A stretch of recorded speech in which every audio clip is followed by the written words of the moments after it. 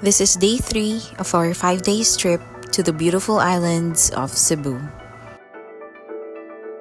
And our next stop, it's Bantayan Island.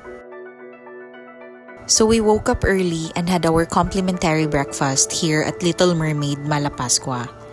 Habang hinihintay namin yung bangka who will take us directly to Bantayan. Nabook namin yung bangka for 3,000 pesos, so that's 750 pesos each for the 4 of us na. It's a bit pricey but we're also paying for the convenience kesa mag port-to-port transfer pa kami. And yes, we're leaving Malapascua for now, but we will be back for sure. Medyo maalon nga today, pero maganda naman yung weather. Ini-enjoy lang namin yung trip at saka yung view going to Bantayan. The trip took around 2 hours and along the way, may mga nadadaanan kaming mga islets, mga fishermans, at grabe kahit mga bata nangingisda na.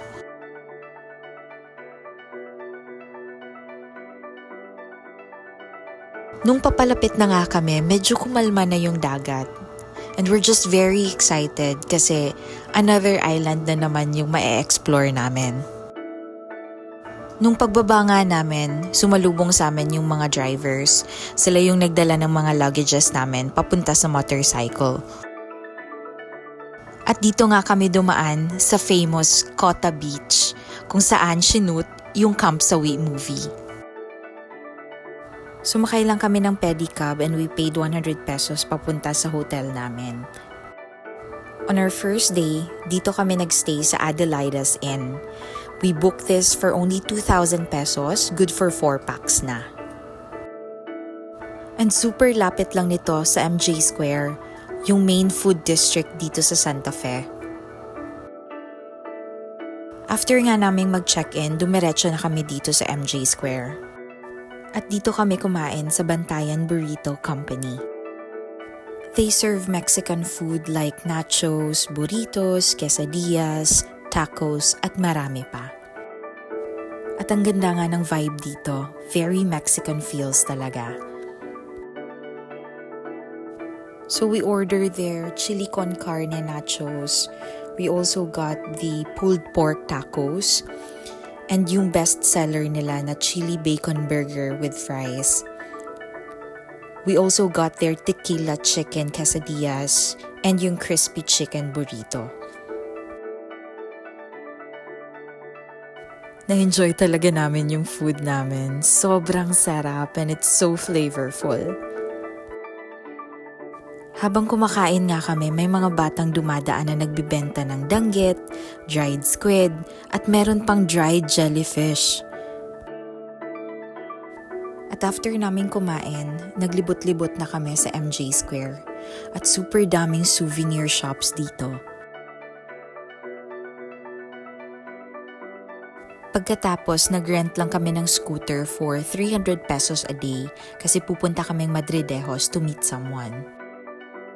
At nadaanan nga namin yung Balidbid Bridge. And of course, we took a group photo.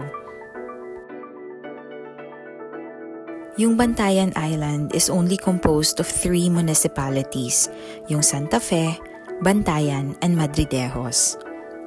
Tas yung land area niya nasa 108 square kilometers lang, so malilibot mo yung buong island in less than a day. At ilang minutes lang from Santa Fe, andito na tayo sa Madridejos. And we stayed lang for a while dito sa park nila to get some coffee and to meet yung friend ng friend namin. Nagchikahan lang kami about the seafood business dito sa Bantayan. Among all municipalities, yung Madridejos daw yung parang main source of seafood nila dito. And after nga nun, yung friend ng friend namin, in-invite kami to try out some of their seafoods. At grabe, ang laki nga ng crabs nila. And this is our first time to eat ganito kalaking crabs.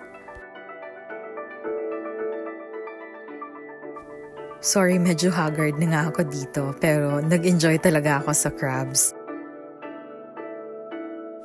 After that, bumalik na kaming Santa Fe. Pero, dinaanan muna namin yung main municipality nila, which is yung Bantayan. Pagdating namin ng Santa Fe, hindi muna kami bumalik sa hotel. Dumaan muna kami ng MJ Square to check out their nightlife. At dito kami pumunta sa Black Pearl. I think it's also one of their known resto bars dito sa Santa Fe. We ordered lang some cocktails. We tried yung strawberry mojito and yung mango daiquiri nila.